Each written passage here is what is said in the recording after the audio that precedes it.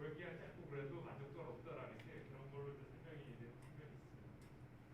그러니까 이런 것 때문에 청년들이 늘고 있다는 거고요.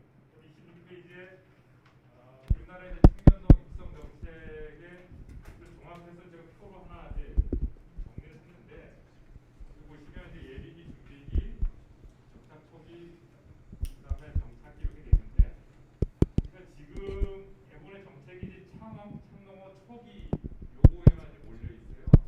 보시면 이제 지금 2018년부터 시작한 청년동 영농정착 지원 사업 이외에 그다음에 뭐 후계농 사업 이런 것들이 있는데, 그 앞에 준비기에 해당하는, 그러니까 일본의 경우는 이 준비기 기간 동안에 2년의 그저 생활비를 주는 사업을 하잖아요. 근데 일부 이제 그 농진청의 선도농가 실습하고 그다음에 우리 그 대학생들한테 자금 주는 사업 뭐 이런 걸 통해서 준비기 형태를 갖춰가고 있는데, 이게 준비기라고 해갖고 특별히 뭐 프로그램이 있는 건 아닌데, 이게 이제 올해 이 준비기를 좀 제대로 만드는 게 중요하고, 그 이전에 예비기. 근데 이제 청년들 간담회를 많이 하다 보면은 이 청년동들이 지역에 가서 이 학교 담보 봉사를 많이 하더라고요. 이게 되게 중요한 것 같아요. 이런 활동을 해야지 그런 자원이 결국은 준비기로 넘어가고, 농구농대든 뭐 다른 일반 사회 활동을 하다가 다시 이제 농촌으로 들어오는 거거든요. 그런 측면에서 그렇게 종합적으로 봐야 된다. 그 정책 그 틀에 따라서 지금 관련 정책들을 제가 풀어놨 건데, 그러니까 요 전체 그림을 보고 이렇게 얘기해야지 어떤 거를 뭐저 그 정책의 어떤 그 이 틀에 대한 이해가 없으면은 매번 그 반복 이렇게 비슷한 얘기 뭐 비슷한 얘기 이렇게 하게 되는데, 이게 있어야지 틀을 수정하고 보완하고 이럴 수 있다는 측면에서 정리했고, 26페이지부터 이제 세부적인 정책을 얘기했는데, 이것도 우리 김현 사무관께서도 얘기를 했으니까 간단하게 넘어가면은, 그 우리 농업계 학교 지원 정책은요, 1970년대 산업협동부터 시작을 해갖고 80년대 이제 자양농고, 지역의 자양농고가 있잖아요. 그게 80년대에 생긴 겁니다. 이게 이제 후계자 정책이랑 같이 그 생긴 거고, 그밖에 이제 농수산대학이 95년에 생겨서 올해죠, 농수산대학교로 이제 바뀌었고, 그다음에 이제 농고농대 그 특성화 과정, 이게 이제 2006년에 시작됐고요. 그다음에 2016년에 창조농고, 지금 미래농고, 그다음에 영농 창업 특성화 과정 실시가 되고 있습니다. 이런 어떤 간단한 역사를 좀 보시면 되고, 지금 이제 농고가 한 60여 개, 그다음에 농대가 한 30개 좀 넘게 있는데, 농고에서 매년 제가 6천 명이라고 했는데, 제가 어제 다시 뭐 좀 계산해 보니까 4,500명 되고요.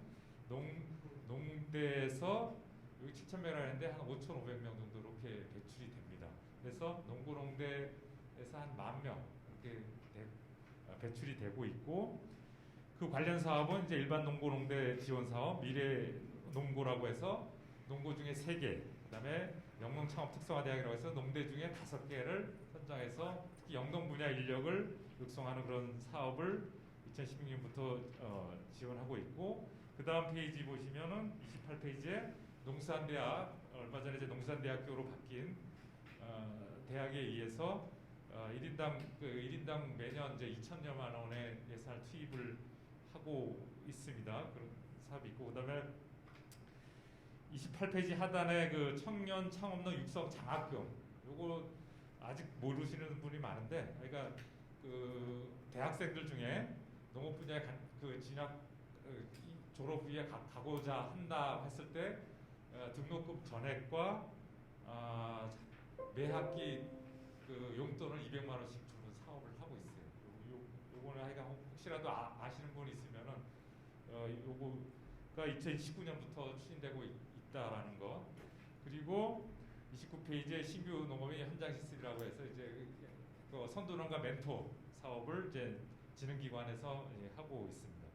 그리고 29페이지 하단에 이제 후계농 사업입니다. 후계농 사업 잠깐 그 그림 보시면요, 1980년대 이제 전두환이 이제 국보위를 만들어 갖고 부정투자자 재산 몰수한 다음에 그 기금 가지고 만든 게 이제 후계자 사업이잖아요. 그게 시작할 때는 30세 이하였어요. 그때 이제 제가 아까 김지현 사모한테도 얘기했는데 청년농은 우리 마을당 한 명씩 육성하겠다는 걸 목표하에서 이렇게 지금 우리나라 마을이 3만 6천, 3만 7천 개 정도 되는데 그런 목표하에서 이렇게 추진되다가 90년대 돼갖고 점점 이제 인원이 대상자가 주니까 이 연령대를 중간에 이제 35세로 올리다가 40세로 올렸어요. 올리고 그때는 이제 마을당 3명씩 해갖고 10만 명 육성 목표를 해갖고 이외에도 이 10만 명 육성이 뭐 서경 장관 때도 나오고 뭐 계속 나온 게 농업인 10만 양병설의 근거가 그 결국 마을에서 이제 출발한 겁니다. 그런 거고 이후에 2004년에 45세, 2013년에 50세로 이렇게 점점 대상자는 없고 정책 목표량은 세월에 충족시켜야 되고 그러다 보니까 연령 계속 높인 거예요. 그래서 이게 당초 청년농 정책이었는데 이제 더 이상 청년 정책이 되지 않는 그런 거라는 거. 이런 측면에서 이제 청년농의 그 어떤 그 정의를 제대로 하고 청년 정책의 정체성을 좀 유지할 필요는 있다라는 거고요. 30페이지에 청년농 영농정착 지원 사업 2018년부터 해서 지금 약 5년간 8,600명 선정해서 지원을 하고 있고 그 중에 일부는 스마트팜 창업 보육 그때 하고 있고요. 그다음에 31페이지에 그 법인 인턴 및 취업 사업. 근데 이 법인 취업 사업이 올해 없어졌죠. 예, 그러니까 이게 좀 아쉬운데 하여간 그래도 너무 경영체 전문 인력 채용 지원 사업이라고 법인에 지원할 경우 거기에 인건비를 지원해주는 사업이 있는데 이게 제가 보기에는 이게 제일 강화될 필요가 있는 사업이에요. 이게 왜냐하면 기반이 없는 청년들은 가서 지금 뭐 땅값도 비싸고 기술도 없고 네트워크도 없는데 이 법인을 일본은 거의 그 신규 취업자의 40%가 이걸로 가고 있거든요. 근데 우리는 이 사업이 활성화 안 된 이유가 매칭만 시켜주지 여기 사람 필요하다 너 갈 거냐 매칭 시켜주지 프로그램이 없어요. 프로그램이. 근데 이 법인의 그 대표나 학생들이 제일 좋은 거는 이제 대학 다닐 때 고등학교 다닐 때 계속 현장 실습하면서 인연을 쌓고 단순히 돈 주는 사람 일하는 사람이 아니라 그 밖에 어떤 인연을 맺으면서 돈과 그 일 관계를 넘어서 애정과 열정이 이렇게 맺어지는 프로그램이 있어야 되거든요. 그 관리, 체계적으로 관리해. 근데 지금 그게 없다 보니까 이 사업에 대한 호응도나 이런 게 없는데 결국 이게 확대돼야지 기반이 없는 청년들이 이걸 통해서 인큐베이팅 될 수 있게 커갈 수 있는데 이 부분이 하여간 이 사업이 있습니다. 그리고 31페이지에 이제 귀농귀촌 사업인데 이 귀농귀촌 역시 이제 IMF 때 이후에 여러 우여곡절을 통해서 2009년에 이제 종합대책이 법적 근거 없이 나온 다음에 2015년에 법이 생기고 16년에 1차 계획, 그다음에 올해 초에 이제 2차 계획이 수립이 됐습니다. 그래서 31페이지에 귀농귀촌 종합대책 해가고 그동안 이제 귀농자 중심으로 했다가 이제 2차 계획에는 귀촌자에 대한 정책을 좀 강화를 했다라는 게 특징입니다.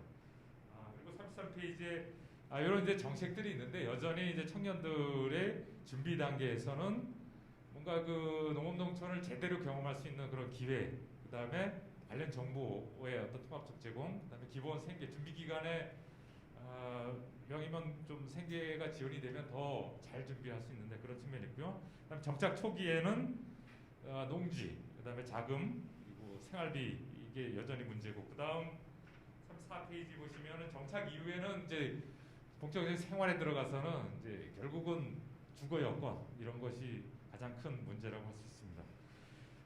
이런 게 있는데 그럼 그 정책들은 어떤 문제점이 있느냐? 우선은 그 다음 페이지 가시면은 34페이지에 정착 초기 중심으로만 아까 제가 초대에 말씀드렸듯이 정책이 몰려 있고 경영지 육성에만 몰려 있다. 경영지 이외에 여러 그 무가족종수사나 임금 근로자를 통한 아까 이제 법인과 관련된 그런 부분, 그다음에 연금 기반 마련 대책이 여전히 그 실효성이 많이 좀 보완이 되고는 있지만은 그 미흡하고 승계 이외에 경영 기반이 없는 청년들에 대한 정착 모형, 그다음에 지자체 여전히 광역 단위 이제 겨우 이제 뭔가 체계를 갖춰가고 있는데 기초 단위에는 몇 개 지자체 이외에는 거의 그 여전히 청년들이 알아서 준비하는 그런 체계고, 그다음에 청년농의 그 밑에 아까 예비농이라고 그랬죠.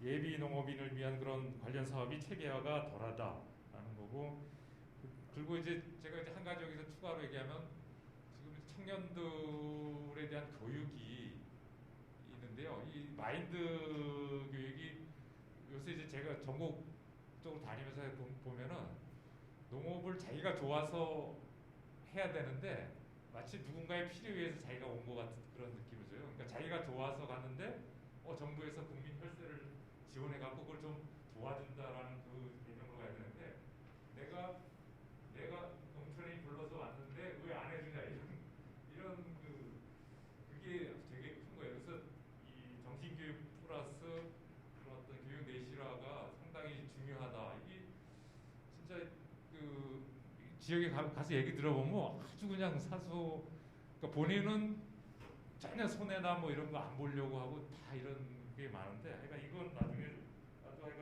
청년들의 어떤 정신적 무장 이런 측면은 좀 필요하지 않나. 그러니까 국민의 소중한 세금을 이렇게 지원받아서 자기가 필요한 거에 일부를 보조받는다라는 관점이어야 되는데 다 지원해달라고 이런 관점은 좀 아닌 것 같아요. 그래서 그런 측면 좀 강화돼야 될 거고, 그다음 페이지에 이제 외국의 청년농 육성 뭐 여러 우리 청년농 영농정책 지원사의 프랑스, 일본 제도를 이제 카피한 건데, 거기 그들 국가를 보면은 하여간 교육 엄청나게 강조하고, 농고 프랑스 같은 경우는 농업 고등학교나 전문 교육 받지 않으면 아예 진입 못하게 이렇게 해버린 그런 거. 유럽 전반이 다 그렇습니다. 이런 교육을 되게 강조하고, 일본의 경우는 이제 특히 준비 과정에서 1200시간 교육을 실시하는데, 우리는 그 교육이 뭐 좀 부족한 측면이 있지만 그걸 그냥 막 억지로 막 듣는 듯한 그런 느낌이 있는데, 하여간 그런 측면에 있고요. 그다음 차농 경영 계획을 상당히 강조한다라는 거. 지금 뭐 융자금 3억인데 3억이 부족하네 뭐 그러다가 막상 받고 나면 거치가 안 되면 갚지 못하네. 그건 창업할 때부터 설계를 제대로 하고 내가 갚을 시기에 내가 충분히 여력이 되느냐, 이걸 오히려 이제 융자 관련된 상담과 이게 강화돼야 되지, 금액이 3억이 적은 게 아니에요. 그러니까 특히 자기 가족 노동에 기반하에서 시작하는 그런 모델을 해야 되는데, 엊그제 보면은 뭐 청년농인데 외국인 노동자 쓰는 걸 걱정을 하더라고요. 그건 아니거든요. 그거는 창업하는 관점에서 자기 노동 기반으로 해서 작게 시작하는 이런 사람들을 모델로 한 건데, 하여간 이 경영계획 3년과 5년간 어떻게 쓸 거냐, 이거에 대한 경영계획이 강화되면 그에 따라 융자도 좀 자기 본분의 수준에 맞게 감당 가능한 수준으로 이렇게 이루어질 수 있게끔 해주는 게 중요하고, 그다음에 지역 단위 이 체계, 그다음에 법인 취업 이런 부분을 강조하고 있는데, 이 부분이 결국은 발전 방향에 포함되지 않느냐. 그래서 25페이지부터는 이제 향후 발전 방안인데, 윤석열 정부에서 3만 명 육성 대책을 마련했는데요. 이미 재작년에 이제 농특위의 청년위에서 방안을 마련을 했어요. 거기서 제가 대부분 작업을 해갖고 기존 그때도 현장 가서 다 돌고 했는데, 이번에 또 3만 명 한다고 하기 전에 이미 계획은 다 돼 있다. 현장 돌면서 좀 3만 명에 맞게 일부 좀 수정 보완하면 되는데, 그러니까 그때 육성 전략이 첫째 이제 기반 없이도 다양한 정착 모형을 하자. 그래서 기존에 승계하고 창업만 있었다면은 가구 내 승계뿐만 아니라 사회적 승계, 기반이 없는 사람이 기존 고령농의 농지를 이렇게 승계받는 부분, 그다음에 법인 취업 후에 창농하는 거, 그다음에 마을 단위로 제가 아까 37,000개 마을이 있다고 했는데, 마을 단위로 들어가서 청년들이 고령농들의 농지나 그런 어떤 시설, 그다음에 농기계 이런 것들을 활용해서 고령농들의 농사도 도와주고 본인도 정착하는 마을 단위 창농, 그다음에 기술 기반의 공동 창농. 그래서 최근에 스마트 쪽이나 이런 쪽에 많이 하죠. 그래서 그 기술 기반은 개인 창동 상당히 쉽지가 않아요. 일반 그 중소기업 창동 기술 창업처럼 두세 명이 팀을 마련해서 팀 창업을 하는 게 제일 좋습니다. 그런 측면에 그런 모델도 이게 이미 유럽에 다 그 청년농 모델로 있는 거예요. 그 공동체 지원 농업은 뭐 다 아시는 거고요. 그런 식의 이제 좀 창동 모양을 다양하게 갖고 지원할 필요가 있다라는 거고, 그러기 위해서는 우선 그 승계 지원도 그 아까 이제 사회적 승계뿐만 아니라 가구 내 승계에서 승계농들의 여러 가지 애로가 있잖아요. 그 부모 갈등이나 그다음에 재산, 월급, 휴가 뭐 이런 문제가 많은데 그런 것들을 체계적으로 지원할 수 있게끔 해둔. 그러니까 중소기업은 중소기업 가업 승계 지원센터라고 따로 있거든요. 그런 정도의 뭔가 승계 지원을 할 필요가 있고, 농지거래 활성화는 이제 농업인도 은퇴 개념을 좀 받아들여서 일본이나 프랑스 이런데 지금 농지연금 플러스 뭐 농업인연금 이런 거 해갖고 은퇴하는 게 더 이득인 그런 여건을 만들어야 되는데 우리는 은퇴하면 더 소외인 그런 근데 우선 그런 퇴로를 열어주면서 농지거래를 활성화시키는 방법, 그다음에 법인 취업 사업 활성화, 그리고 공동체 아까 얘기했던 그런 창업을 활성화시킬 필요가 있다. 그리고 단계별 접근이 필요한데 38페이지 보시면은 우선 이제 예비기, 준비기, 창농어 초기 정착기로 구분해갖고 우리의 정책에서 부족한 게 뭐냐 이런 걸 해갖고 예비기 지금 부족합니다. 그리고 준비기 부족하고요. 창농어 초기에도 약간 보완할 사항이 있고 정착기.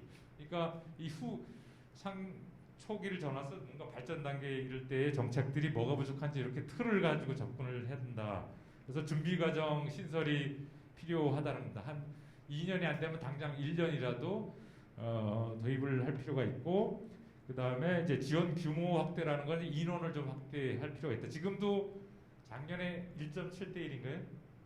여전히 이제 들어오려는 그 청년들이 다 선정이 못 되는 거 있거든요. 물론 이제 자질이 안 되고 그런 걸 거를 필요는 있는데, 하여간 이걸 이제 그 파저티브가 아니라 네거티브 시스템 뭐 요거 정도가 아니면은 다 통과시키는 거. 지금은 파저티브 시스템인데 네거티브 시스템으로 이렇게 좀 하면 좀 더 많은 청년들이 혜택을 볼 수 있을 것 같고, 그다음에 지원 기간의 경우는 이제 준비 과정을 두면은 굳이 5년까지는 안 해도 될 것 같아요. 왜냐하면 지금 준비 과정이 없는데 들어가서 3년에 해버리라고 하니까. 근데 준비 과정을 한 1, 2년 마련하면은 이게 3년도 충분하지 않을까. 그리고 특히 이제 원격지 아주 시골 산골에 들어가는 청년들의 경우는 여러 생활 여건을 고려해서 프랑스처럼 추가 인센티브를 좀 줄 필요가 있다라는 거. 그다음에 우수 후계농에 대한 이제 이후에 이제 발전 단계에서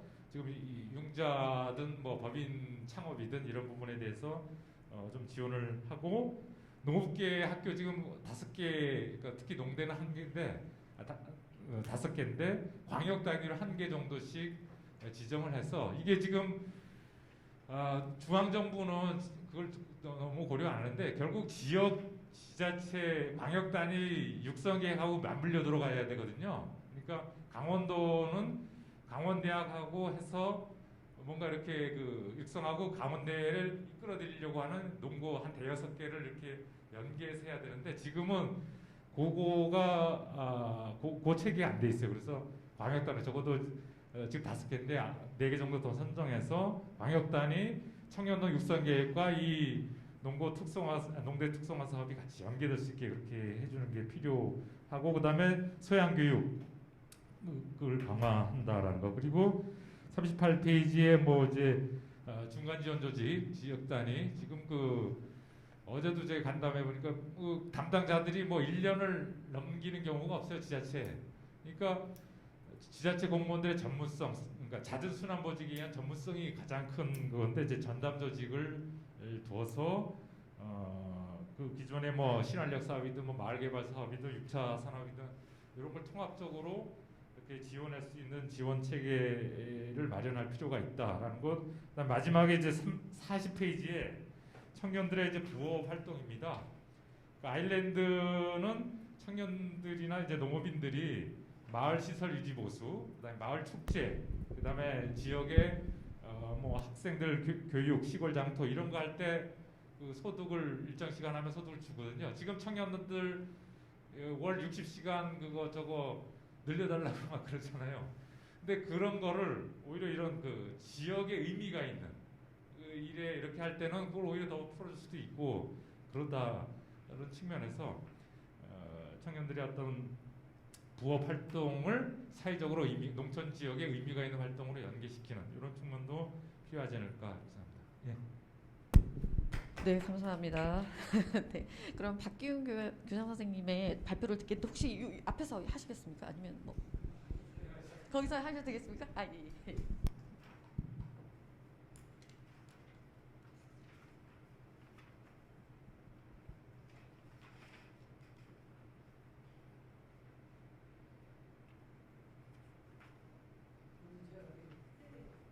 예, 반갑습니다. 저희 학교에서 그간 경험해온 청년 농부 육성에 대한 경험담과 문제점 같은 걸 좀 같이 나눠봤으면 좋겠습니다. 제가 낯을 많이 가려서 더듬을 수도 있으니까 이해해 주시기 바랍니다. 저희 학교의 전체 과정은 어떻게 본다면 한 사람이 유기농업을 시작해서 한 10년 이상 이렇게 성장해가는 과정하고 굉장히 비슷하다고 보시면 될 것 같습니다. 그러니까 2004년도에 제가 처음 귀농해서 처음에 방향을 잡고 한 농사는 기본적으로 우리가 생태농업이라는 부분이었습니다. 자연농업, 유기농업 이런 걸 통하고 그러다 보니까 토종이라든가 텃밭농사 수준의 한 20가지, 30가지를 농사짓는 이런 게 중심이었다면은 2012년도 정도 되면은 저희 이제 학교가 2010년도에 저희가 개설을 했습니다. 그래서 귀농귀촌자들을 장기간 교육시키기 시작을 했는데 초기 2014년도부터 10년, 뭐 11년 정도까지는 저런 생태농업 정도에서 텃밭농사 수준이었다 보시면 되고요. 자립농사 중심이었다 보시면 되고 2012년도 정도부터 저희가 학교 전체적인 방향을 친환경 농업을 통해서 경제적으로 자립이 가능한 후견 농업인 육성 이걸 명확하게 내세웠습니다. 그래서 농사를 지어서 최소한 10세대 이상을 공급할 수 있는 사람이 농업인이다. 내가 먹고 주위에 나누는 정도는 안 되고 실제로 내 생계를 꾸려갈 수 있는 농업인이 되자라는 부분인데 이걸 저희 같은 경우는 친환경 농업으로 해결하자라고 시작을 하고 들어갔습니다. 그래서 주로 이제 호미를 그 작물과 같이 봄에 사이가리 섞어짓기를 하는 호밀 농법하고 목질개 퇴비를 한 4년에서 5년마다 한 번씩 대량으로 투입하는 방법을 통해서 지력을 향상했고요. 그리고 기술 축적의 과정이 필요하니까 선도 농가에 일주일 이상씩 숙박 형태로 파견을 합니다. 학교에서 교육기간 중에 그렇게 해서 파견해서 그쪽 농가에서는 그 인력을 보충받고 저희 같은 경우는 기술이라든가 아니면 멘토를 공급받는 식으로 진행을 했고요. 그리고 교육생들이 생산한 농산물에 대한 판로라든가 그리고 교육 수료 후 진로 같은 문제 때문에 생협 생산자 단체, 저희 같은 경우는 둘의 생협 생산자 단체인 강원 유기농 영농조합 법인의 가입을 통해 갖고 장목 선정과 판로 그리고 멘토 해결을 하고 수료 후 수료생들이 강원도 인근에서 귀농을 했을 경우에는 강원 유기농 영농조합 법인의 생산자 단체에 가입을 할 수 있도록 회원 가입을 할 수 있도록 해줘서 일종의 어떻게 본다면 AS가 가능하도록 저희가 시스템을 만들어 왔습니다. 그러니까 초기는 이런 단계로 보시면 되고요. 그래서 이렇게 호밀 사이가리 중심으로 토양을 살리는 중심으로 진행합니다. 그래서 밭에도 매년 봄 호밀을 대량으로 재배해서 갈아받는 방식으로 했기 때문에 지금은 토양 생산성이 굉장히 좋다고 보시면 됩니다. 저희가 비닐하우스에서 학생들이 농사를 짓는데 평당 한 9만 원에서 10만 원을 냅니다. 그러면은 아마 유기농업으로 하는 그냥 일반적인 시설 농가 중에서는 굉장히 기술 수준이랑 굉장히 상위가 아닌가 제가 생각하고 있어요. 이렇게 목질개 퇴비를 대량으로 저희가 3년, 4년씩 묵힌 다음에 집어넣는 방식을 계속 진행을 하고 있습니다. 2017년도쯤에 저희가 좀 문제를 갖고 있는 게 뭔가 지역에서 농사를 짓다 보니까 농사를 잘 지어도 문제, 못 지어도 문제입니다. 농사를 잘 지으면은 이렇게 교장이 학생들 동원해서 돈벌이 하려고 한다라고 보는 거예요. 그러니까 농사를 못 지으면 농사도 못 짓는 것들이 무슨 교육을 하냐는 거죠.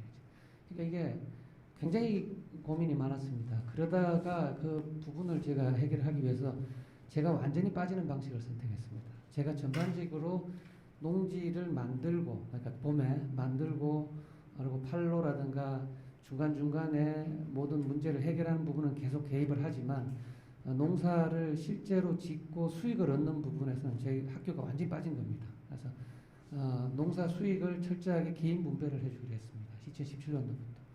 그래서 초기에는 뭐 그렇게 수익이 많이 나지 않으니까 교육을 다 끝난 다음에 농사 수익을 통해서 본인들 나눠 가지고 그중 일부분으로 해외 수학여행 가는 정도, 그리고 본인들이 내는 자부담이 한 200만 원 가량이 되는데 그 정도를 해결하는 정도에 그치다가 2018년도 들어가면서 저희가 귀농반과 귀촌반으로 좀 분리를 하기 시작합니다. 그러니까 농사를 첫 번째는 잘 지어도 문제, 못 지어도 문제 있고, 두 번째는 내가 농사만 지으러 왔냐는 사람이 있고요.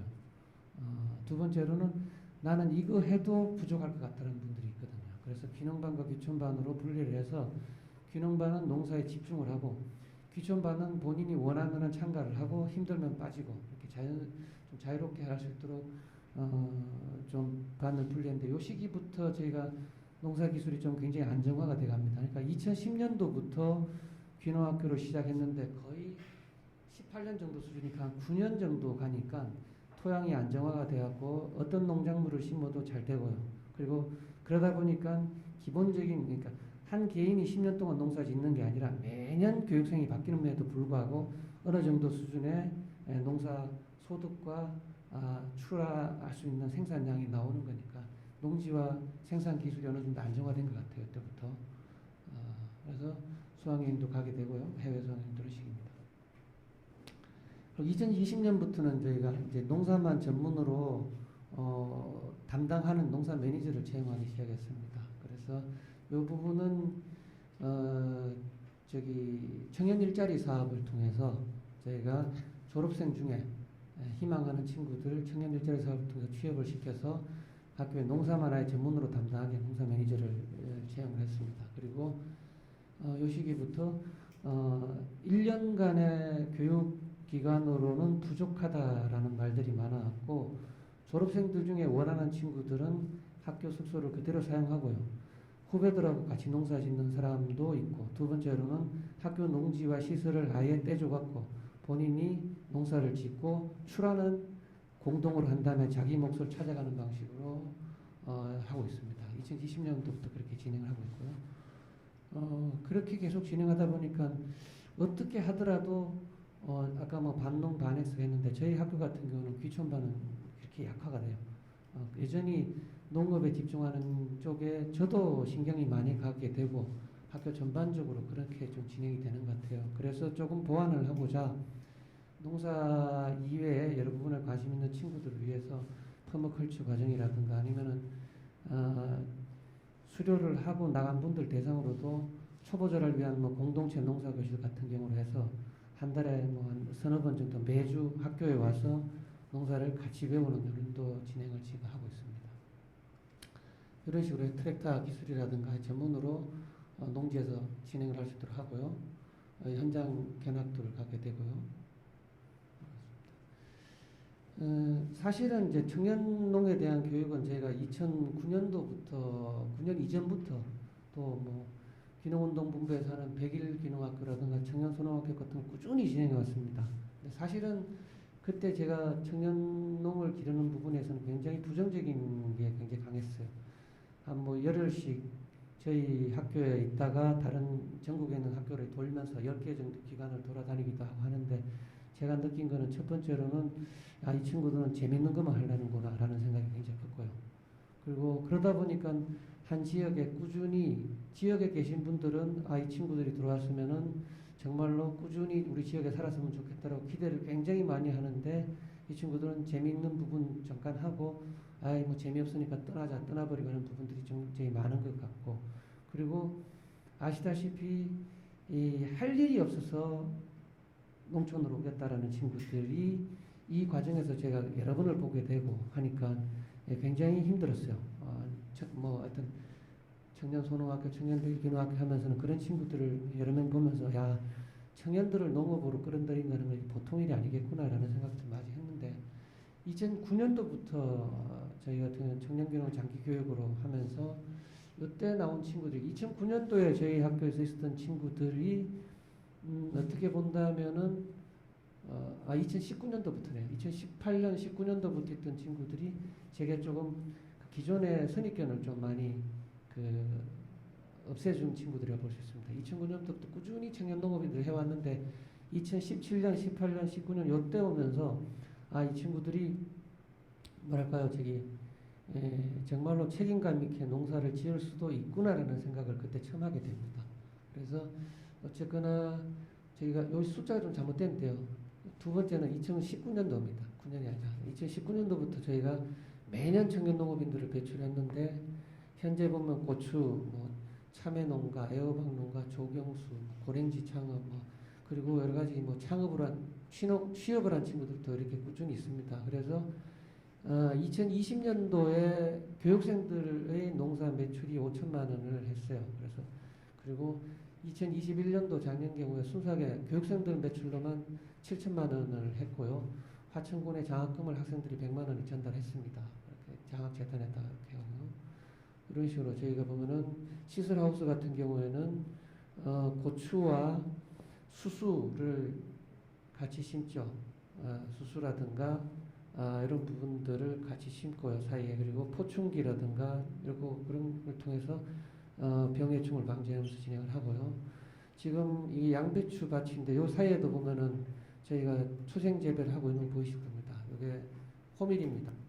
봄에 양배추를 심을 때 호밀을 같이 뿌려갖고 그 사이에 다른 풀들이 들어오게 하고 호밀을 2번, 3번 정도 예초기를 해주면서 장마철까지는 잡초가 자라는 걸 방지하고 그러면 상반기 양배추를 출하를 합니다. 그럼 하반기에 다시 무라든가 다른 작물을 심을 때는 다시 갈고 나서 트랙터 로터를 치고 나서 들어가니까 풀 관리가 거의 지금 되고 있습니다.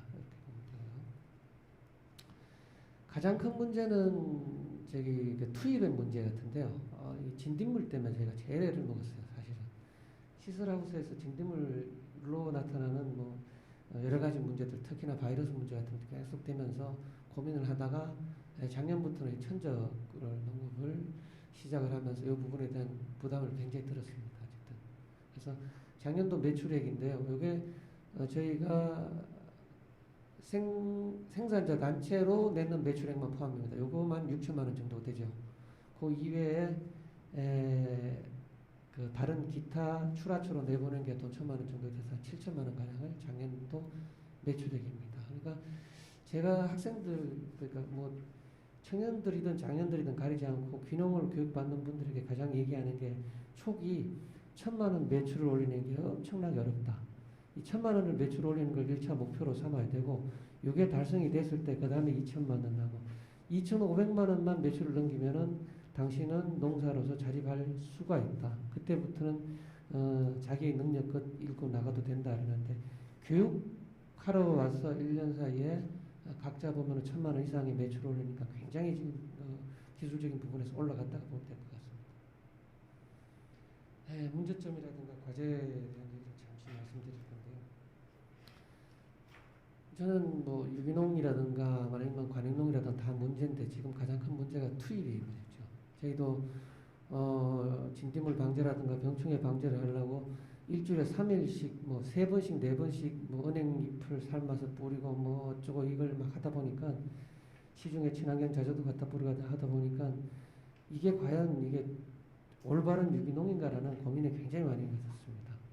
차라리 화학적인 방제를 한 번 하면 해결될 걸 자연 제재, 친환경 제재, 유기농 제재를 일주일에 3번, 4번 하고 이렇게 인력을 투입하고 물량을 투입하는 게 이게 과연 올바른 이게 오가닉 유기농업이라 할 수 있을까? 그게 지금 굉장히 고민했거든요. 그러다가 어쨌거나 작년에 성주에 있는 우리 이제 멘토 농가 있습니다. 네트워크 농가 중에 친구가 진딧물 방제를 자기들은 천적으로 하는데 생각보다 괜찮다라는 얘기를 해서 작년부터 그쪽에서 분양을 받고 해봤는데 괜찮았습니다. 작년에. 올해도 초기에 워낙에 가물을 갖고 진딧물이 굉장히 많이 퍼졌는데도 불구하고 어쨌든 양쪽이 같이 공존하면서 출하한 데는 크게 지장을 안 주고 있어서 이 투입 문제 중에 진딧물 문제는 한 60%에서 70% 정도 좀 해결한 것 같아요. 저희는 여기 진딧물이 가장 투입이 많이 들어가는 부분이었습니다. 그리고 더 큰 문제는 이제는 청년을 모시는 게 하늘의 별 따기가 됐습니다. 그러니까 다 갈라먹이에요. 농업을 희망하는 청년들이 워낙에 적잖아요. 그 적은 청년들을 뭐 사회적 농장에도 청년과 관계되는 프로그램을 넣죠. 스마트팜 청년들 이제는 가장 큰 경쟁자가 살아보기가 되어버렸습니다. 보십시오. 청년장기 귀농학교는 자부담을 내요. 근데 6개월 자부담을 본인들이 저희 학교가 계산을 해보니까 한 175만 원인데 이것도 낼 능력이 안 되니까 학교에서 25만 원 정도를 부담 더 해줍니다. 또 거기다가 각자 150만 원 정도만 내는데 문제는 살아보기라든가 스마트팜이라든가 다른 모든 정부에서 지원하는 청년농은 다 공짜 아니면 월급을 준다는 거거든요. 똑같은 우리나라 농림부에서 진행되는 사업인데도 불구하고 이런 식으로 이렇게 각자 사업마다 달라버리니까 이런 얘기를 해요. 그런 말씀을 드리면 아니 청년장기에 들어오는 친구들이나 이런 스마트팜에 가는 분들은 전문적으로 농사를 지으려는 친구들이고 살아보기나 다른 데 가는 사람들은 일단 해보려는 사람 아니냐라고 하는데 사실은 현장에 들어보면 그게 구분이 없죠. 청년들 같은 경우에는 아니 이게 뭐 내가 일단은 시작하는 마당에 월급이든 용돈이라도 조금 주고 어디 가려고 하면 다 그리 가려고 그러지 내 돈 내고 어디 가서 전문으로 받으라. 현재 시스템이 그렇지가 않거든요. 다른 시스템이 하나도 없고 자부담을 내고 교육받는 시스템만 있다면은 아마 그렇게 할 거예요. 근데 그렇지 않다 보니까 인원을 모집할 수가 없습니다. 인원을 모집하다 못하니까 무슨 문제가 되냐면은 자부담의 비율에서 국고 보조금이 나오니까 애들 밥 먹일 돈도 없는 겁니다. 심각한 문제입니다. 밥 먹일 돈이 없어요. 게다가 이게 6개월 지원됩니다. 그런데 저희 학교 같은 경우는 6개월 만에 못 끝나잖아요. 여러분 농사 6개월 만에 못 끝나지 않습니까? 농사 준비하는 기간 3, 4월부터 시작해갖고 농사 정리하고 마지막 출하까지 11월 달 돼야 끝나는데 이 교육비 생활비 지원은 6개월만 된단 말입니다. 그러면 나머지 개월 저희 같은 경우는 10월, 11월까지를 학교에서 순수하게 이 학생들을 먹이고 재우고 교육시키고 견학시켜야 되거든요. 그러니까 10명을 뽑고 싶어도 일단 인원이 안 오고 두 번째로는 먹여 살릴 돈이 없고요. 이런 상황이 됩니다. 그래서 저는 이 정부의 예산보다 좀 공평했으면 좋겠어요. 너무 불공평합니다. 그러다 보니까 뭐 밥 먹이기 힘들어요. 그래서 진행을 할 수 있을까 없을까가 매년 고민이 된 게 그거였습니다. 그 전까지는 청년 농업인을 저희가 교육한다는 자체가 굉장히 중요한 일이라고 주변에서도 봐줬는데 지금은요. 돈도 없는 것들이 무슨 청년들 데리고 있냐라는 얘기를 듣게 된다라는 거죠. 그러니까 현재는 저희가 1년간 재학합니다. 1년간 재학을 하고 그리고 귀농을 하거나 1년 더 실습하는 시스템이 됐습니다. 1년 더 실습할 때는 순수하게 학교가 다 책임집니다.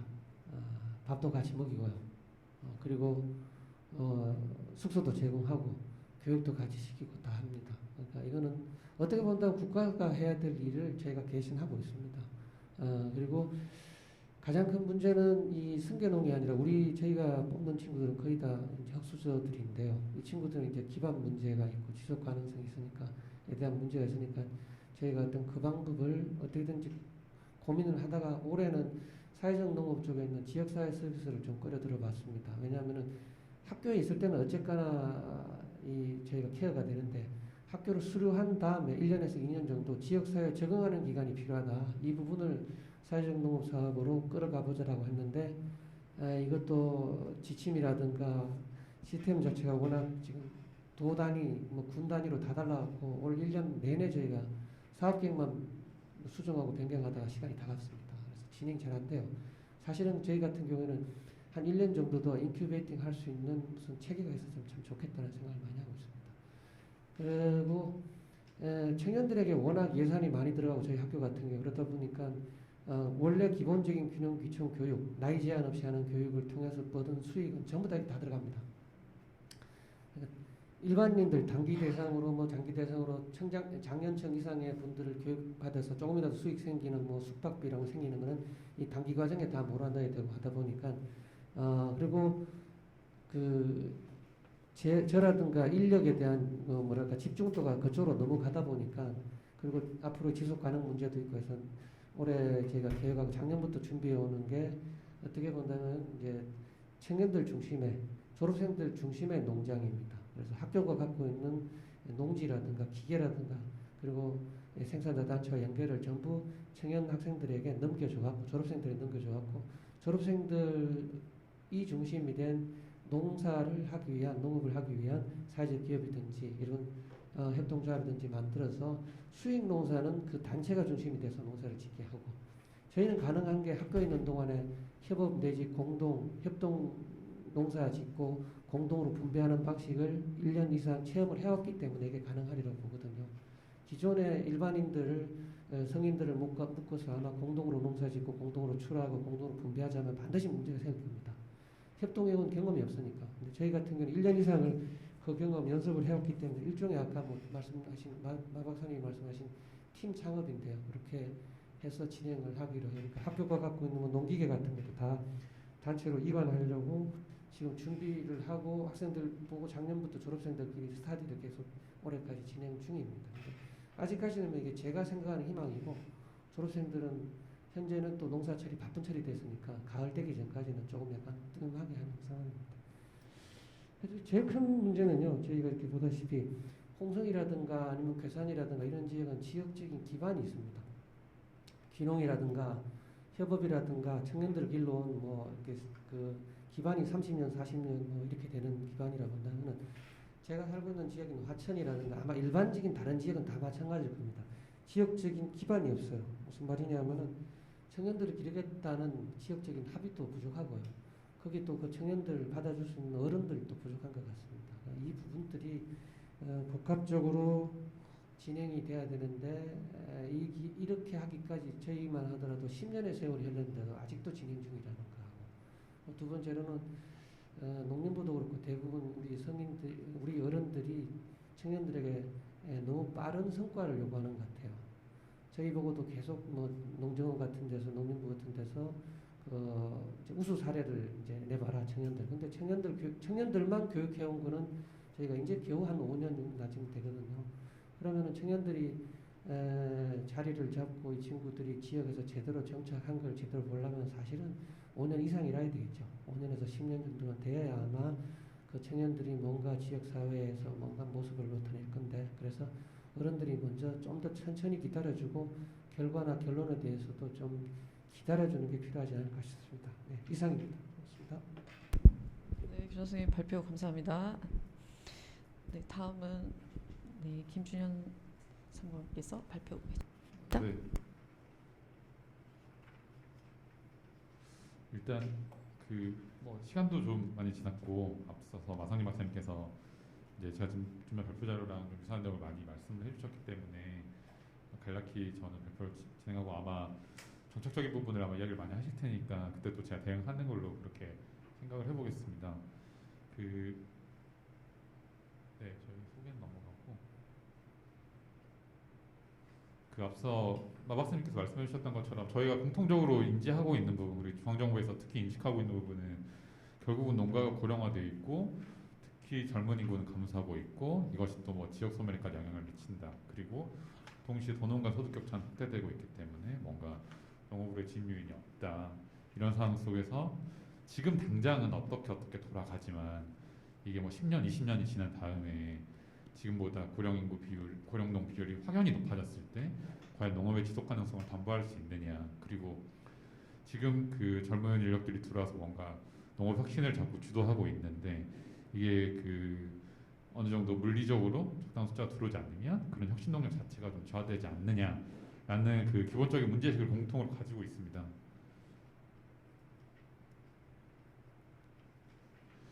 뭐 앞서 말씀드렸던 것처럼 전체적으로 농가 인구도 감소하고 있고요. 그 중에서도 특히 이제 농가 감소하고 있는 추세에서 65세 이상 고령 농가의 비율은 급격히 계속 증가해 오고 있는 상황입니다. 마찬가지로 반대로 40세 미만 경영주 농가는 올해 20년 기준, 그러니까 저희가 그 통계청에서 조사한 농림업 총조사 기준으로 그 세대주를 의미하는 경영주 숫자가 대략 12,005 정도 됩니다. 전체 1.2% 수준으로 현재 보고 있습니다. 근데 이 통계는 사실은 저희가 뭐 경영체 DB라든지 아니면 경제활동 인구조사라든지 조사에 따라서 약간 다르게 나타날 수는 있습니다. 그래서 실제로 이제 여기 나오 계시는 분들이 체감하는 그 숫자랑은 약간 다를 수 있다는 점 먼저 말씀을 드리겠습니다.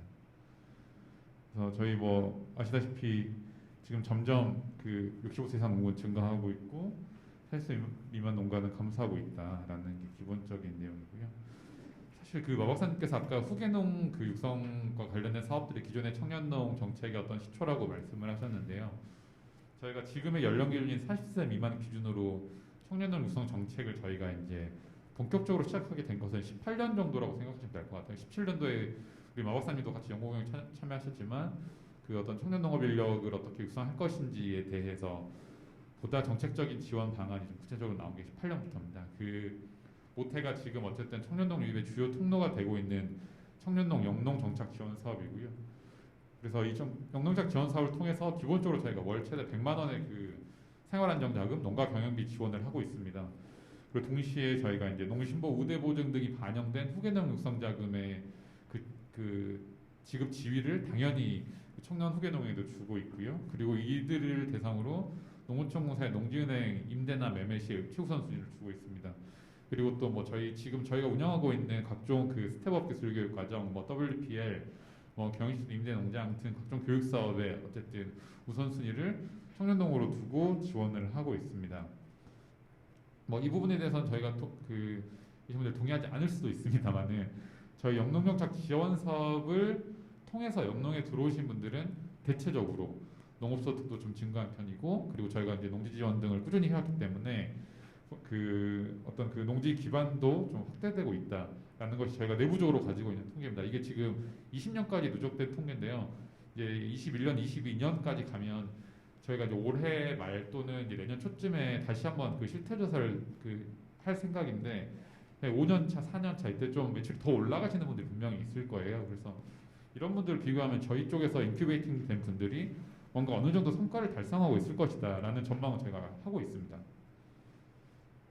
이제 뭐 다만 그 앞서서 계속 말씀하셨지만 저희 사업 대상들도 마찬가지고 이외의 분들도 대부분 그 농지나 자금의 어떤 그 확보가 본인이 생각하는 것만큼 원활하지 않다.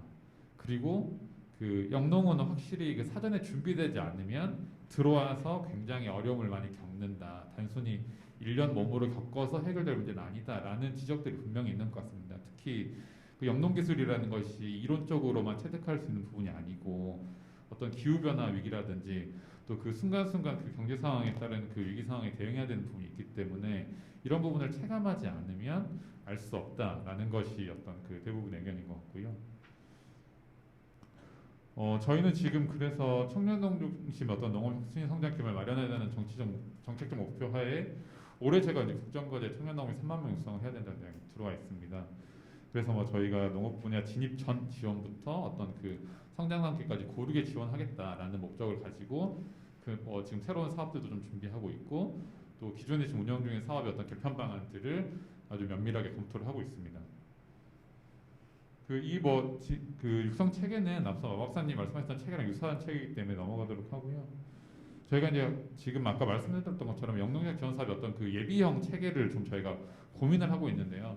이제 그것이 뭐 일본형이 될 것이냐 아니면 저희가 독자적으로 어떤 형태를 만들 것이냐는 아직 예산 단계에서 협의 중이기 때문에 이제 뭐 그런 방향이 있다라는 걸 말씀드리겠습니다. 그리고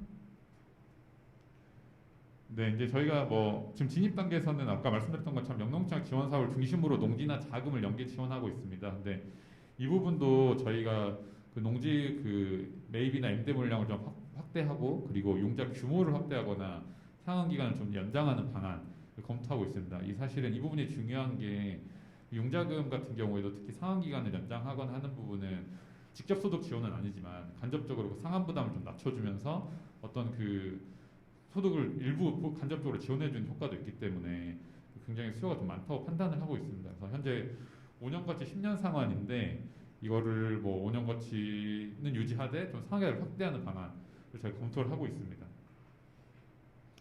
저희가 지금 성장 단계에서는 사실은 뭐 교육이라든지 우수개농 지원이라든지 이런 식으로 하고 있는데 앞서 그 마 박사님께서 말씀하신 것처럼 우수개농 지원을 좀 확대할 필요가 있다고 보이고요. 특히 이제 그 농업은 계속 투자 그리고 투자 수익이 좀 반복되는 구조이기 때문에 어떤 시점에서 투자를 원할 때 그 기반 마련 그 시점뿐만 아니라 성장 단계에서 추가 투자에 대한 그 수요를 좀 파악할 필요가 있다고 보고요.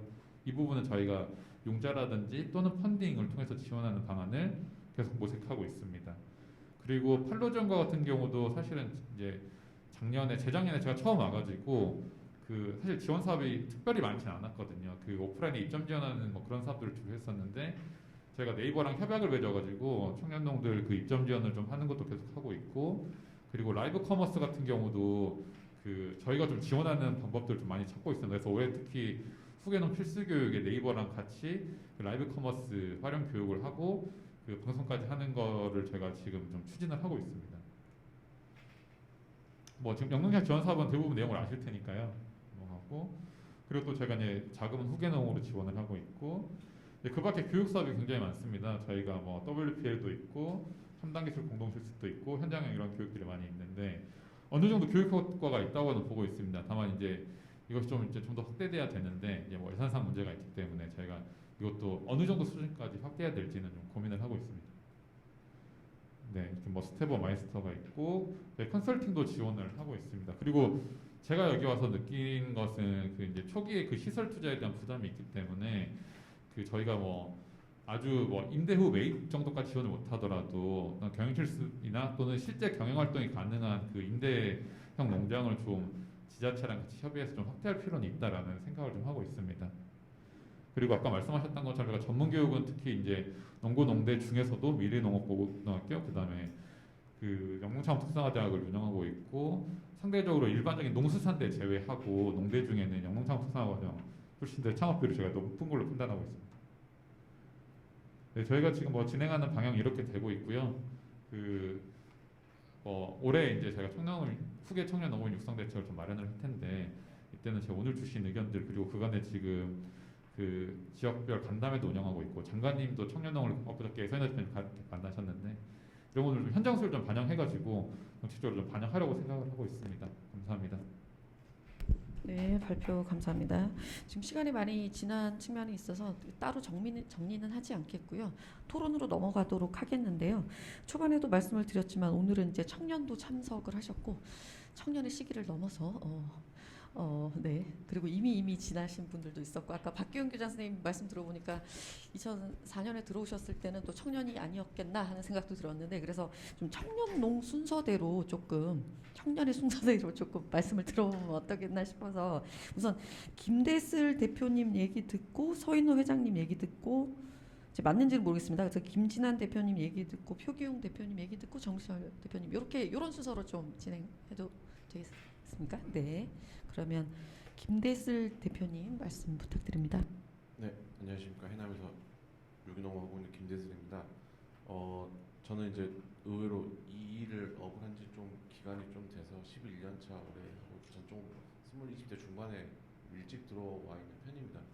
그래서 물론 이제 저는 유기농 쪽만 생각하고 왔다가 이제 일반 청년농 쪽으로 얘기를 하면은 많은 사람들을 귀농하신 분들을 되게 많이 봐왔었습니다. 10년간 이 일을 하면서 제가 항상 말하는 1357 이렇게 얘기하면서 홀수로 1년 차 그다음에 3년 차에 많이 돌아가시고 5년 차에 다시 또 서울로 가시고 7년 차를 버티면 그 이제 귀농 성공이라고 이제 대충 저희가 판단을 하는데 일반적으로 그분들이 가시는 게 물론 소득이 떨어져서라기보다는 의외로 농촌에 귀농이 아니라 귀촌을 함으로써 소득을 버는 경우가 되게 많습니다. 예를 들어 귀농을 귀촌을 해서 뭐 비료만 전문으로 뿌리러 다니신다든지, 네, 아니면 뭐 트랙터만 전문으로 치신다든지, 그러니까 그런 약간 여타 다른 거에 관련해서 생업을 이어가신 분들이 의외로 많습니다. 소득도 그분이 일반 농업보다 더 많은 경우도 있고요. 근데 그런 분들이 돌아가신 이유가 대부분 정주 여건의 문제. 그러니까 집이 두 채가 있습니다. 읍에 집을 하나 두고 그리고 본인이 일하는 농장 끝에 집이 한 채가 더 있습니다. 읍의 집은 아이 교육을 위한. 대부분 또 그런 분들은 와이프분하고 약속을 너는 농업일을 시키진 않겠다, 나만 하겠다라고 오는 경우가 많아서 그래서 그러한 부분들 특히 이제 가장 크게 생각되는 건 교육 문제 그리고 유기농 쪽으로 조금 더 생각을 한다면 유기농으로 진입을 했을 때의 판로 문제 그다음에 정보 취득의 문제 그러니까 저희가 유기농업을 하면서 뭔가 모르는 부분은 농진청에 이제 문의를 하면은 지금은 이제 어쩔지 모르겠는데 지금 저희가 나름 정립돼 있지만 저희 초창기 때 6년 7년 전에 농진청에서 그냥 농약 치세요 라고 그냥 그러고 자료가 없다는 부분도 그런 거에 좀 체계적인 정립이 필요하지 않을까 그러니까 관심을 가지고 계신 분들 의외로 많습니다. 그러니까 어찌됐건 저희가 식량자원 문제라든지 뭐 식량 안보 문제라든지 이런 거에 대해서 인식을 가지고 나 유기농 한번 시작을 해볼까 라고 들어오셨다가도 정보도 없고 자료도 없고 현실의 벽에 너무 부딪힌 게 많아서 판로도 특히나 판로 문제 그래서 그러한 부분들을 좀 더 고민하는 게 필요하지 않을까 이상입니다. 네, 시간이 없어가지고 아주 빠르게 그냥 말씀해 주신 것 같고요. 예, 서인호 회장님 말씀 부탁드리겠습니다. 네, 서현입니다. 발표하시는 수고 많으셨고요. 자료를 봤는데 제가 좀 현실적이고 좀 다소 건방지게 들릴 수도 있는데 우리나라만큼 농사짓기 좋은 나라가 없습니다. 마 박사님 말씀하신 대로 프랑스 이런 교육 농업 문제 저도 최근에 코로나 직전에 유럽 그 농업학교들을 방문한 적이 있거든요. 그래서 많이 느꼈고 정말로 농사 지을 수 있는 친구들만 직접 육성하는 유럽의 EU의 프로그램들 우리나라도 이제 그런 게 굉장히 필요하다고 생각하고 앞서 말했듯이 우리나라만큼 농민들한테 퍼주는 나라가 없습니다 사실은. 그래서 제가 말씀드린 건 선택과 집중을 통해서 정말 농사 지을 수 있는 청년들이라든지 농부들 육성하는 게 사실은 더 먼저라고 생각합니다. 근데 앞서 말씀하셨는데 박기훈 교장님 말씀하셨는데 어떤 청년 농부의 성공 사례를 많이 만들어 달라. 이게 어떤 문제가 시골에서 어떤 문제가 있다 보면은 기존에 있는 잘 나가는 청년 농부들이라든지 농업인들 이런 데는 지자체의 보조가 굉장히 많이 들어갑니다. 그리고 공무원들 결론적으로 공무원들이 성과를 낼 수 있기 때문에 그런 데는 사업을 더 많이 줍니다. 그래서 이게 새로 지집하는 청년 농업인들은 그런 애들을 또 반면적으로 받지 못하는 상황들이 또 발생을 합니다. 왜 쟤는 원래 잘 나가는데 왜 또 쟤만 줘? 왜 쟤는 또 사업을 또 줘? 나는 안 줘? 이제 상대적인 입장으로 봤을 때는 성과가 잘 나오고 이런 데를 주는 게 더 맞을 수도 있겠죠. 근데 이제 그런 괴리감들이 많이 발생하고 있습니다. 그리고 최근 진흥청에서 발표한 논문 자료가 하나 있거든요. 청년 농업인 관련해서. 그 자료에서 보면은 2017년부터 21년까지 청년 농업인이 6,000명이 증가가 됐습니다. 6,000명이 증가됐는데 약 5년 동안 6,000명밖에 증가되지 않은 청년 농업인이 향후 어떻게 인구 문제도 있고 고령화 사회에서 과연 3만 명의 육성이 가능한가에 대한 실현 여부도 굉장히 사실은 어떠한 정책이 나오더라도 사실은 어렵다고 보는 게 현실입니다. 저는. 네. 지난 5년간 6,000명밖에 안 늘었는데 그리고 전체 증가 수에서 0.7%밖에 되지가 않습니다. 청년 농부들이. 이러한 과정에서 좀 더 선택과 집중을 통한 청년 농부들 육성이 진행된다고 하면은 훨씬 더 도움이 되지 않을까 그런 생각을 합니다. 초창기 때 우리가 청창농 사업으로 100만 원씩 주는 거 처음에 반발이 굉장히 많았습니다. 청년 농부 사이에서도 이거 100만 원 갖고 뭐 하냐, 이거 받아서 뭐 하냐라는 부분이 굉장히 있었는데 이게 점점 그 계도 기간을 거치다 보니까 이제 후계농들은 또 100만 원 받지를 못하는 상황이 또 발생하지 않습니까? 또 후계농 사이랑 청창농 사이랑 또 사이가 벌어지게 되는 또 문제도 있었습니다. 야, 니들은 그래도 100만 원씩이라도 받지. 우리는 10원도 못 받는다. 우리라고 너희랑 별반 다를 게 없고 단지 부모님이 하고 있어서 좀 더 안정적으로 할 수 있지만은 돈 받는 이런 부분에서는 너희들이 훨씬 낫다 이런 또 괴리감이 있어서 또 기존에 있는 후계농들이라든지 이런 진입한 친구들은 장관 간담회라든지 이런 다양한 간담회를 통해서 우리도 좀 더 뭔가 해주라라는 의견들 굉장히 많이 얘기를 했어요. 그래서 그런 부분도 일부 반영된 사업들도 또 지금까지 있기도 하고 앞으로는 제가 마지막으로 드리고 싶은 말은 좀 선택과 집중을 통한 육성 정책이 좀 더 있었으면 좋겠습니다. 마지막으로 한 말씀만 더 드리면 제가 농업고등학교라든지 농대를 교육을 많이 나갑니다. 그래서 한 교장 선생님한테 제가 이랬습니다. 정말 농사지을 친구들은 시바반을 따로 만들어 달라라고 요구를 한번 한 적이 있습니다. 여기서 나왔는데 제가 농고생들 같이 있는데 30명 중에 1명만 농업에 관심이 있더라고요. 나는 농사를 짓고 싶습니다. 좀 더 많이 알려주십시오. 그래서 그쪽 교장 선생님한테 이런 친구들에 대한 심화 과정을 좀 더 확대하면 좋지 않겠냐 했더니 뭐 워낙 이해관계가 많이 겹쳐 있더라고요. 교육부라든지 뭐 농림부라든지 이해관계가 힘들다고 이제 이런 답변도 듣기도 했었습니다. 네, 이상입니다. 네, 감사합니다. 저도 이제 그 청탁용을 이걸 선발하는 과정을 거쳐야 하나 이런 생각 한 적이 있었었는데 주려면 다 주던지 그리고 말씀을 들어보니까 농업 전체에 대한 예산 좀 많이 필요할 것 같고 또 청년농에 대한 그래야지 또 청년농에 대한 지원들이 또 많지 않을까 하는 생각도 좀 해봤습니다. 그리고 다음으로는 김신환 대표님 하실까요?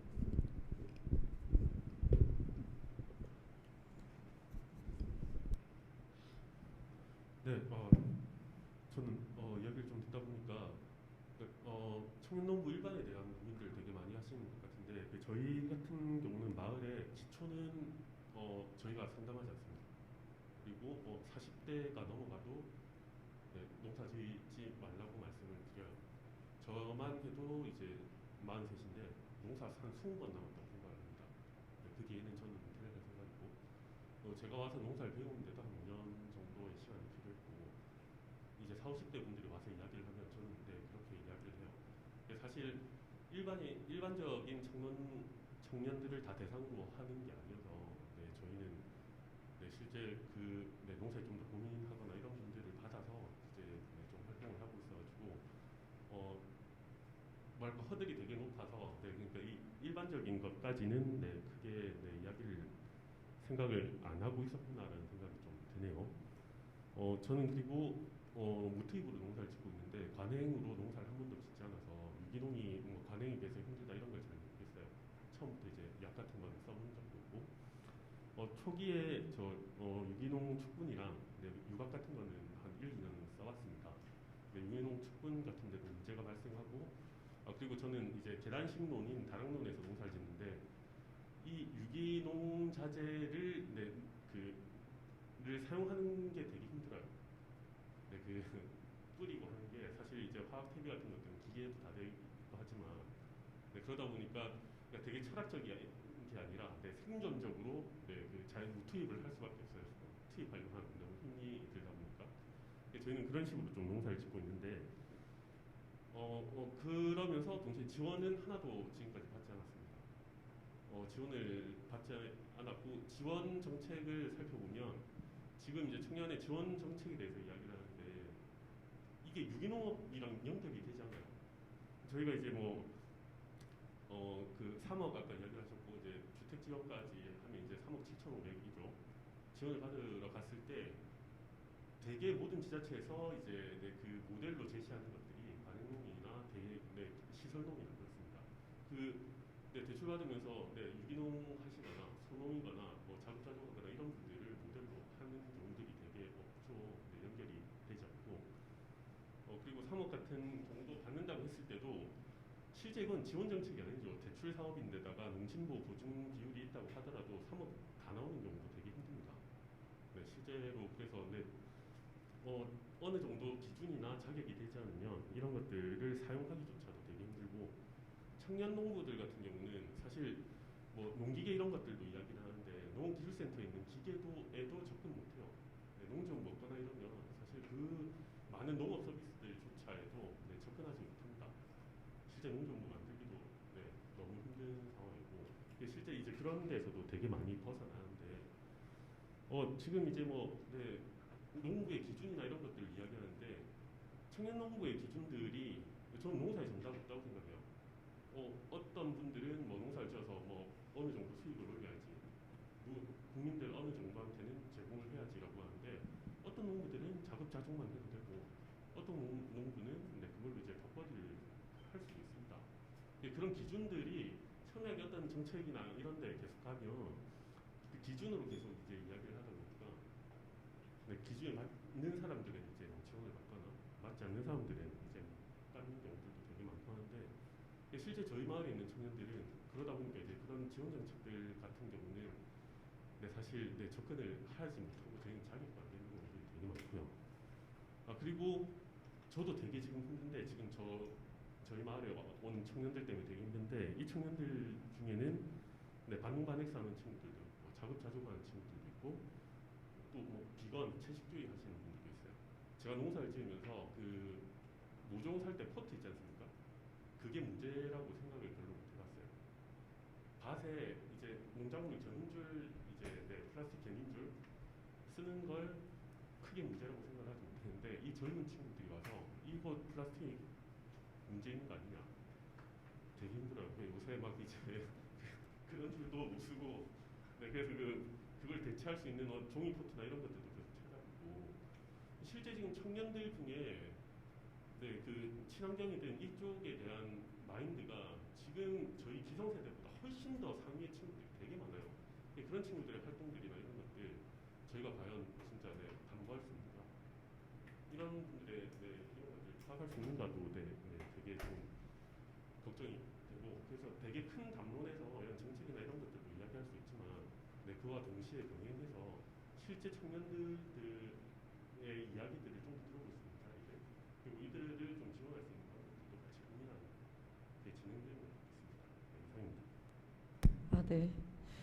그냥 청년도 육성하기가 어려운데 친환경 청년을 육성하는 건 더 어렵다는 얘기였던 것 같고 지금까지 청년 지원 사업이 저도 많은 생각을 해보지는 못했는데 유기농과 연결이 안 되는구나 좀 그런 생각을 하게 됐던 것 같고 어제 지금 강선아 지금 전 회장님도 와 계시지만 친환경 청년 농부를 육성하는 사업이 좀 있어야 하지 않겠냐는 얘기도 어제 있었는데 그런 것과 관련된 얘기를 좀 해주신 것 같습니다. 예, 다음은 우리 표기용 대표님. 예. 저는 뭐 계속 어떻게 생존할지 농부로서 지속 가능한지를 고민하다가 오늘 이렇게 좀 전체적으로 정책적으로 좀 이렇게 고민하시는 분들 만나니까 배울 점이 굉장히 많고 좋은 것 같습니다. 마산진 박사님 말씀하신 대로 준비기가 되게 중요하다는 생각했어요. 저도 그 농업으로 이제 들어와서 준비기를 굉장히 혹독하게 거쳤고 반농의 기간을 굉장히 오래 겪으면서 농업을 계속 해야 되나라는 이제 고민들을 굉장히 많이 했는데 어쨌든 도망갈 수 없어서 계속 이제 농사를 짓고 있고 그리고 보통 제가 유기농 혹은 뭐 친환경 하시는 분들의 어떤 관점이 좀 배울 점이 많은 게 어쨌든 사람과 환경에 이로운 농사를 한다라는 측면에서 생각하시니까 어떻게 청년들을 일으킬지 뭐 교육시킬지 우리의 파트너로 만들지도 고민하고 있다라는 생각을 했고요. 저 또한 이제 그 친환경으로 전환하고 굉장히 오랜 시행착오를 겪었는데 만약에 이제 저 개인적으로 저는 저의 필요에 의해서 왜냐면은 이제 저도 승계농에 가까운 물론 이제 부모님이 임대농장 임대농지를 이렇게 승계해 주셔서 이제 그걸 활용해서 기반을 활용하는 그런 형태지만 새로 들어오는 친구들이 그런 기반이 없이 뭔가를 시작한다면 굉장히 어렵겠다라는 생각을 하거든요. 저 또한 어려운데 더 어렵겠다. 거의 불가능에 가깝겠다라는 생각을 하거든요. 실제로 저의 주변에도 청년 농부들 보면은 승계농이 거의 있고요. 그 기반이 없는 친구들은 잘 못 본 것 같아요. 네. 그 정도라는 생각을 하고 그래서 이제 준비기를 고민할 때 저는 그 농촌에 외국인 근로자들 굉장히 많거든요. 외국인 근로자들이 거의 채워서 일을 하는데 코로나 이후에 외국인 근로자들이 이렇게 굉장히 고퀄리티가 되면서 이제 빠지고 농장 현장에 안 들어오고 그래서 굉장히 어려워지는 상황들을 많이 목격해요. 근데 이제 그 농촌에서는 사람이 필요한데 청년들은 실제로 아까 말씀하셨던 대로 땅을 못 구해서 뭐 정책에 접근을 못해서 그 농업 현장으로 들어오지 못하는 이런 사례들도 많이 보게 되다 보니까 준비 기간에 대한 투자가 굉장히 필요하겠다. 저는 그 뭐 학교든 뭐 WPL이든 뭐 협업농장이든 선도농가에 대한 지원책이 좀 더 확대됐으면 좋겠다라는 생각이 들거든요.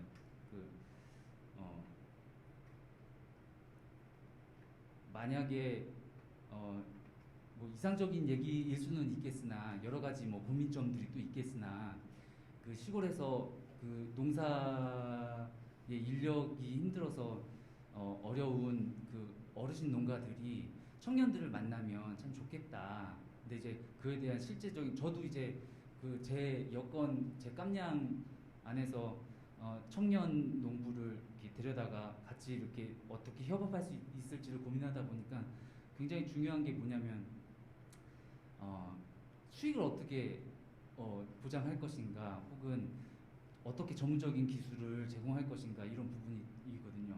실례로 그 재작년에 저희 농장에 청년 농부가 한 분이 오셔서 실습 형태로 이렇게 제가 이제 하우스 2동을 할애해서 농사를 져보자 하고서 이제 해봤는데 지나가던 어르신이 새로운 얼굴이 보이니까 이런 말씀을 하세요. 어디서 왔어? 하면서